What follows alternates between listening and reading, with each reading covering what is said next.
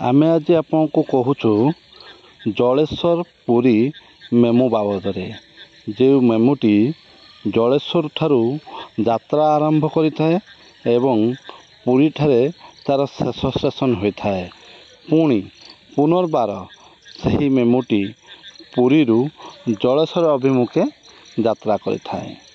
जेतेबेले ये जलेश्वर आ पुरी मेमू आरंभ हैला चलवा सेतेबेले जलेश्वर नुहे जलेश्वर भोगराई बस्ता बालेश्वरवासी मनरे आनंद खेली जाइथिला। केवल बालेश्वरवासी नुहे भद्रकवासी मध्य आनंद खेली जाइथिला।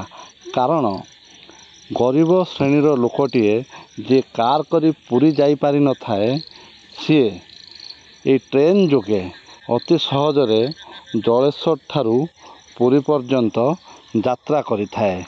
से बहुत कम पैसा रे से पुरी रे पहुँचे एवं जगन्नाथ दर्शन करिथाए।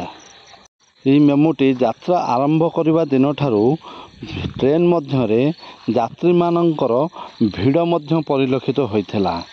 ये ट्रेन रे अल्प बगी थिबा हेतु सबुबले जिबा समय रे एवं फेरिबा समय रे मात्राधिक भाव में भीड़ परिलक्षित होता है। ये तो भीड़र कथा गोटे गला। आम द्वितीय विषय को आसवा जो विषय आम कौचे यात्री कांदुची। यात्री कांदुची कहीं शब्द आम व्यवहार कलु कौन पाई कलु आपण मैंने जो मैंने यात्रा करुचंती ये पुरी जलेश्वर मेमुरे आपण निश्चय नजर रखिथिबे।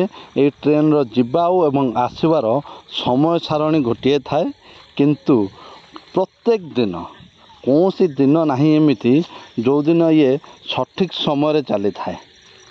आपण परिलक्षित करथिबे जेतेबेले जलेश्वर ट्रेन टी छाड़ी पुरी रे पहुँची थाए पाखापाखि 2 ରୁ 2.5 घंटा विलंब हो जाई थाए।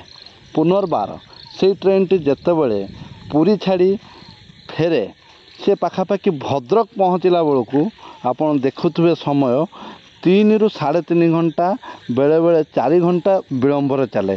जोटी कि पुरी भद्रक पर्यंत आसवाकू टोटाल समय 4 घंटा लगी थाए सेतबेलू ट्रेन टी 4 घंटा विलंबर चली थाए। माने जड़े यात्रीटे जे आसूचे मेमुरे ताकू भद्रक 4 घंटा समय बदलले 8 घंटा समय दवापाई पड़ुछि। बाकी आपन देखिए आमे आपन को से ट्रेन रो जो समय सारणी देखौछि कौ स्टॉपेज रो केउ समय रे पहुँचला आम ये वीडियो माध्यम रे ताकू मध्य आम आपन को देखैछु केते विलंबर ये ट्रेन टी प्रत्येक दिन यात्रा करुछि। ये विलंब हेबा द्वारा कौन कौन समस्या होछि जो जलेश्वर भोगराई बस्ता अंचल जो यात्रीटीए ये ट्रेन रे यात्रा करुछि से ता घरे पहुँचबो केतेबेले पहुँचो रात 11टा 10टा भितर ट्रेन टी पहुँचले ता समय अनुसार से घर को सुरुखुरे जाई परिवो। किंतु ये राति 1टाए राति 1:30 राति 12:30 एमिति समय रे ट्रेन टी जेतेबेले पहुँचबो से लोकटी ता घर को केमिति जीवो आपण माने थरे चिंता करंतु। रेल विभाग सबू जानी नीरव द्रष्टा। आमर विनम्र अनुरोध रेल विभाग ए प्रति टिके दृष्टि दो यात्री मानकर सुरक्षा विषय टिके ध्यान दो ट्रेन को समय अनुसार चलाओ।